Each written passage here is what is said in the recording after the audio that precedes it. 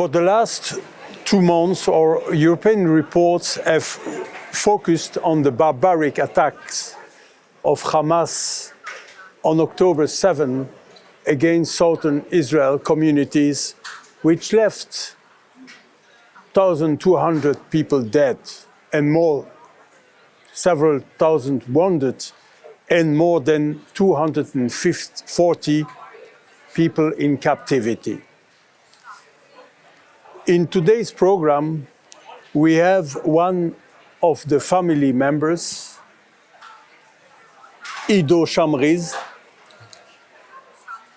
He's here to share with us firsthand what happened during this day, the 7th of October, and why also because his brother, 26-year-old brother, Alon, is still in captivity in the hands of a terrorist group in Gaza. He was kidnapped in the kibbutz Kfar Aza, and he is still there in captivity.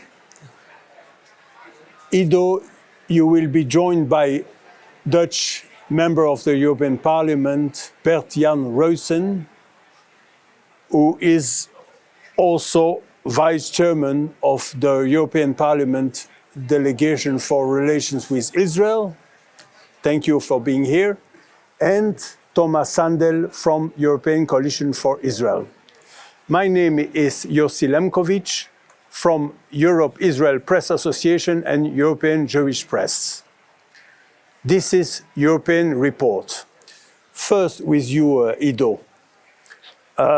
First, it's an honor to have you on this program, and thank you for joining us. Thank you for having me.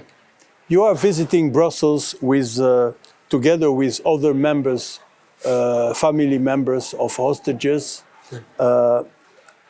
those who are still in captivity in Gaza, and you are here to share your story and also to give your message, your plea for help. So please, we would like to have your story on this terrible day, which I called pogrom.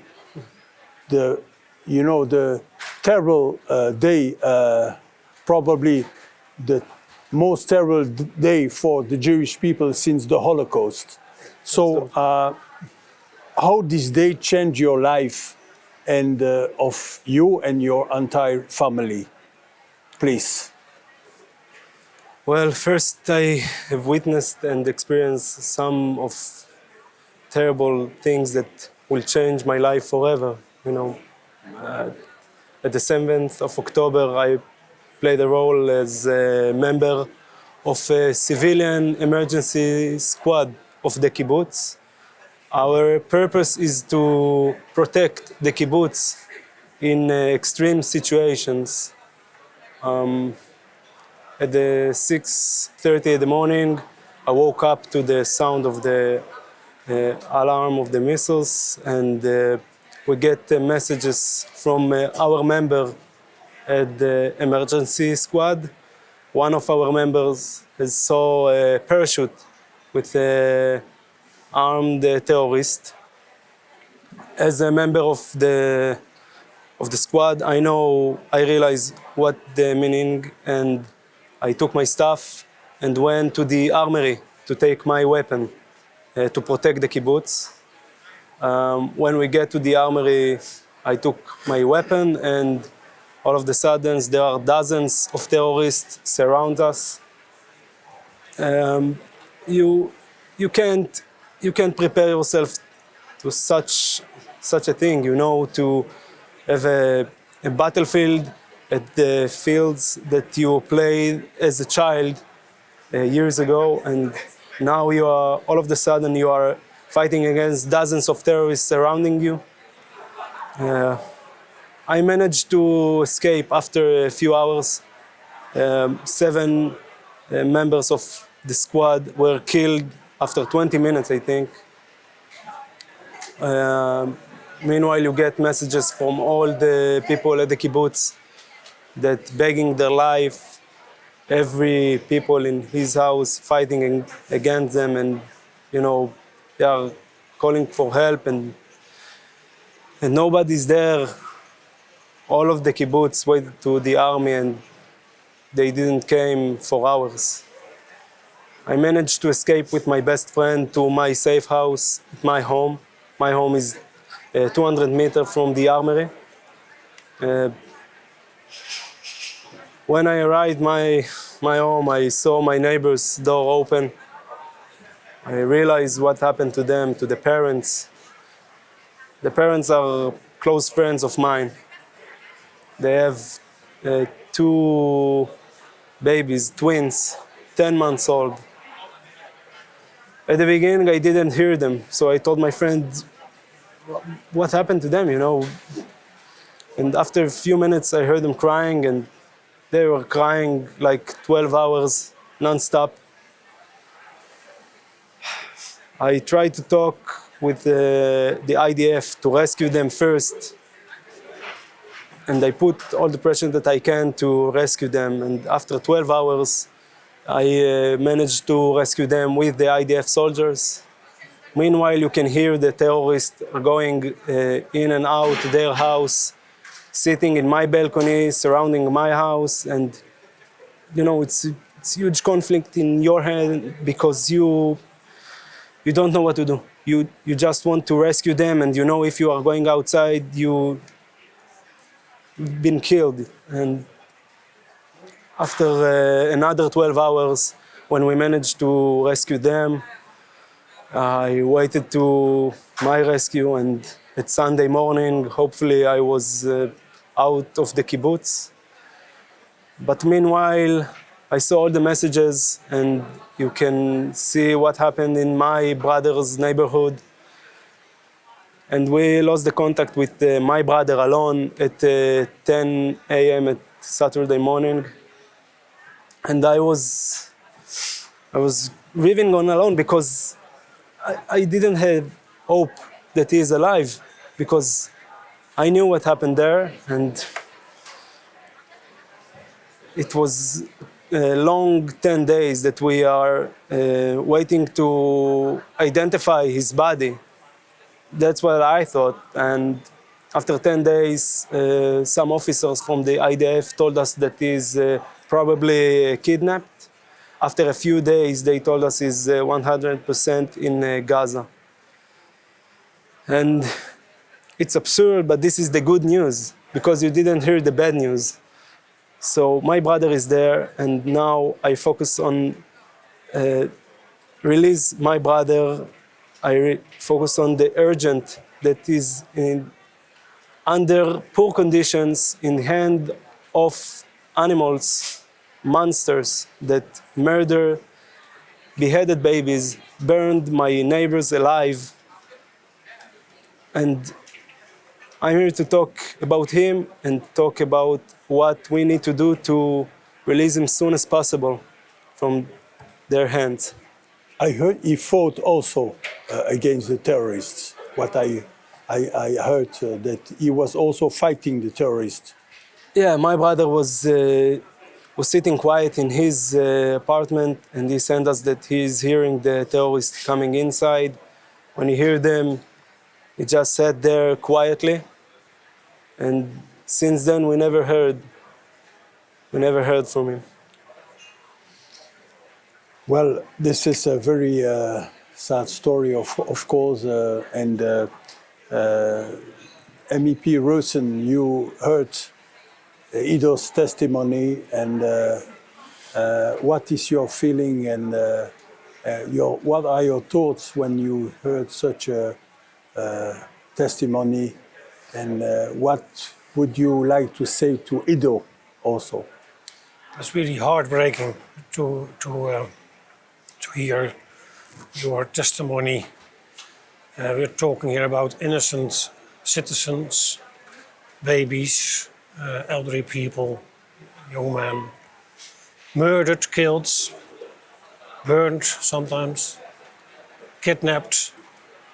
It was such a terrible day, the 7th of October. And it's really good, Ido, that you are here to tell us what happened the 7th of October. Because for me it's clear that we have to do everything we can to help you and to bring the hostages home. We realize how difficult that is for us. The EU is not, let's say, a really direct partner in this region. But yes, we have opposition. We have contacts in the region. So I see it also as a responsibility for us here in the Parliament to do and to consider what can we do to help. Because last week, the release of the first hostages, that gives us some hope. But now we see that the fighting is intensified again and again. So the situation is now very, very difficult. It's really difficult to see light at the end of the tunnel. But let us not forget the importance of there's still hope. And let's do our best and let's pray, hope and pray for the release of the hostages and especially for your brother, so the release of your brother. Thank you very much. We have to, thank you, MEP Russen. We have to know also that around 50 people from the kibbutz have been killed from kibbutz Kfar Aza, right? Around 70 people. 70, yeah. 70. 70. How far is your kibbutz from the border, the Gaza border? My kibbutz is something like 2 kilometers from the border. It's important to know. Yeah, very close. Very close. Thomas Sandel, I would like to ask you the same question, your thoughts and your feelings after hearing Ido's testimony. Well, thank you, first of all, Ido, for coming. It's one thing to read something, even to see it on television. It's another thing to meet a person, flesh and blood, like we are meeting right now. And that's also why your testimony is so important. I don't think people in this parliament or anywhere for that matter can really understand if you don't hear it firsthand. And I'd really like to commend you and your colleagues for coming to the European Parliament. By now we've had the first meeting and I could just tell how people were touched. But also how they were ready to take action. And without mentioning this political group, it's one of the largest in the European Parliament. At the end of the meeting, there was one who said that we have to be practical. I suggest that we send a high-level delegation to Qatar to speak and to come to a solution. So I think for all of us, but especially for you, this must give you huge comfort to know that you can make a difference and that you are making a difference. I think for us, it also raises the question of responsibility. What are our responsibility of having created these monsters or having been very much aware of what happened in this region and not being more protective of our values. And someone said something very interesting in our first delegation meeting we had, and I think it's very appropriate, who said that you have to remember that when Adolf Hitler came to power in 1933, the mass killing of Jews didn't start at once, but it was the beginning of a mass indoctrination, starting from kindergarten and schools throughout university. And this is where our responsibility comes in, because I don't think human beings, if they just dip down from another planet, your first instinct is not to do all the terrible, undescribable things that you have just mentioned. But of course, if we are, I think human beings are capable of doing the most terrible things, but it has to do with education, it has to do with indoctrination, something that has been going on too long, which has been funded by our governments, including the European Union. So as I hear these horror stories, I also feel a sense of guilt and responsibility. And never again must finally mean never again. Thank you. Ido, as I mentioned, you are in Brussels with a whole delegation of family members. This week you're going to Paris, as I know, over the weekend, and then later to Strasbourg. And here in Brussels, you will meet with influential European leaders, such as European Commission President Ursula von der Leyen. What is your message to these leaders? What must, according to you, the European Union do, because you are here? What must the European Union do to help release all remaining hostages? We have still 136 hostages in Gaza. So what is your message, your main message? Well, I want to reflect the urgent of releasing those hostages that are still there. We are hearing witness from people who were released that they are in poor conditions there, in the hands of animal monsters. And we witnessed what they can do for such a people. And my message is that this is time for actions, not for statements. And you need to use your influence, whatever it is, to put a pressure, leverage on the players who play the key role in this conflict. Of course, one of the countries are Qatar and Egypt. Use your influence to press them to release all our brothers, fathers, children that are still there. And you just mentioned the poor condition that all the remaining hostages are. Are you thinking that time is of essence? No, time is of essence. Yeah, time is a huge thing. You know, every minute feels like forever there, and I know that the EU doing, but we need you to doing more, to do it now.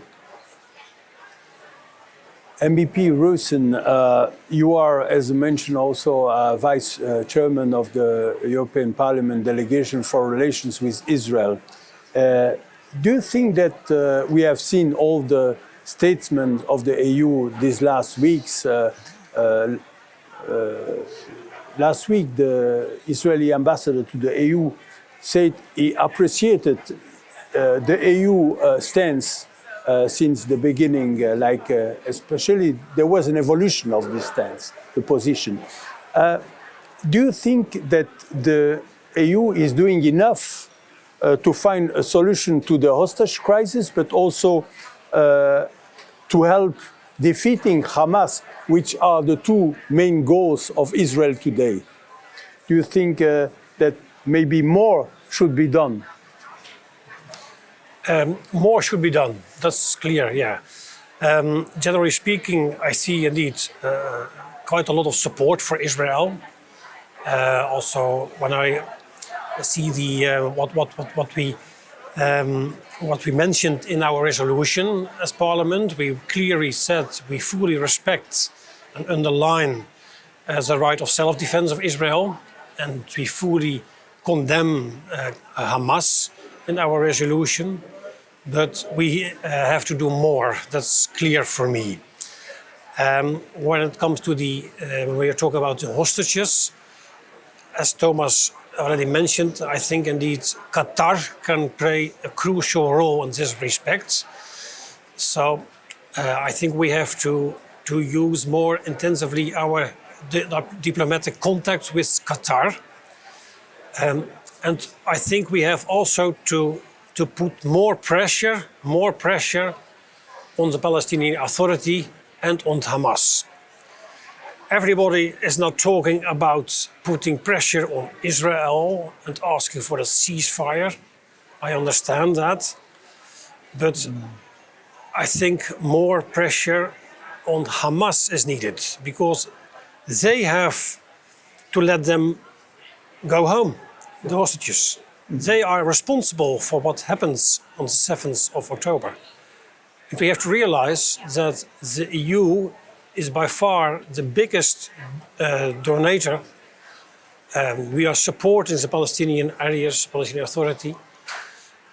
So I think we can use that position as EU to put pressure on Hamas and Abbas to take action and to release hostages. Thomas Sandel, you will be with Ido and the whole delegation through all the meetings they will have. You will accompany them and their meetings. What is your message to the European leaders? And do you think that something more should be done regarding the hostages, but also regarding the defeat of Hamas? Because these are the two main goals. If we start with what I believe is still the main goal, at least, which is very time sensitive, and that's to bring the hostages home. I have a long list, but it's very similar to your list, what the EU can do, even short term. And things, as you mentioned, time is of essence. Things need to happen. In a few weeks, we have the Christmas holiday. People take long breaks. We can't wait. That's why I appreciated this particular man, member of European Parliament, who said, listen, we have to go before Christmas to Qatar. The time to act is now. And one may ask the question, why is Qatar important? And we have to remember that the political leadership of Hamas, they live in luxury in Qatar. They've been allowed to live there all these years. Qatar is also sponsoring Hamas with 100 million per year. So if there's any place here in the world which would have leverage, it is in Doha. And like we all know that Qatar is in a very problematic situation in the international community. They are sensitive to what the international community is saying. So I believe there are real possibilities that the EU could do more. And I really hope that as a result, Ido, of your visit here, that this high-level visit to Qatar would come about. But also, as Bert-Jan rightly mentioned, there is Egypt, there is the Palestinian Authority that needs to come on board much stronger than before. We also need to remember that I think it's unprecedented almost the level of support that Israel, this situation has in this building. But we have to maintain that unity. And I'm particularly concerned about the current presidency of Spain and the upcoming presidency of Belgium and their way of refocusing attention on other issues, or even using this as a leverage point against Israel. I think this is not the time to bring up new issues, but to focus, one, on bringing the hostages home. This is a matter for not only for the Jewish world, but for humanity. There's nothing that would put into question the importance of or the priority of bringing the hostages home safe and sound. And then to dismantle Hamas. And I was, again, very encouraged to hear in one of the second largest group, if I may be more specific, Bert-Jan, in this parliament, that they repeated this objective of the European Union to say, listen, we have to dismantle Hamas, and we need to give also Israel the time needed to get the job done. But hope is not out, and I think this is very important. We have to keep our hope, and as you know, Ido, and Yossi for that matter, the Jewish people are survivors. This is not the only tragedy that you have gone through in history, and you will come through this as well. But I think what I want to say, and I'm sure Bert-Jan will join me in this, those who are not of the Jewish community, you have to understand that we are one in this, and we won't sleep, we won't give up until all hostages are back. Thank you, Thomas. Ido, we want to give you the last words in today's program. What is your request to those who are watching us, watching this program? What can they do to help? There are many initiatives being taken to help the family of the hostages in the world.